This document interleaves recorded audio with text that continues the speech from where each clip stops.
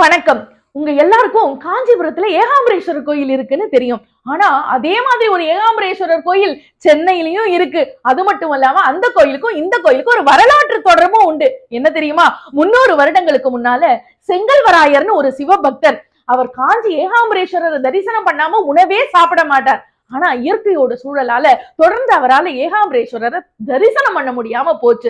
அந்த சமயங்கள்ல உணவையும் மறுத்துட்டார். ஐயோ, நம்ம பக்தன் இவ்வளவு கஷ்டப்படுறானேன்னு அவருடைய கனவுல ஏன்பா என்ன தரிசனம் பண்ண காஞ்சி வரைக்கும் வரணுமா, இங்க சென்னையிலேயே எனக்கு ஒரு ஆலயம் எழுப்பக்கூடாதான ஆலயம் கட்ட ஆணையிட்டார். அப்படி செங்கல்வராயர் குடும்பத்தால் அருளப்பட்ட கோயில் தான் காமாட்சி உடனுரை ஏகாம்பரேஸ்வரர் திருக்கோயில்.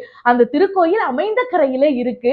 எப்படி காஞ்சிபுரம் ஏகாம்பரேஸ்வரர் கோயிலுக்கு மேல்புறம் வரதராஜ பெருமாள் கோயில் இருக்கோ, அதே மாதிரி அமைந்தக்கரை ஏகாம்பரேஸ்வரர் கோயிலுக்கு மேல்புறம் பிரசன்ன வரதராஜ பெருமாள் கோயில் இருக்கு.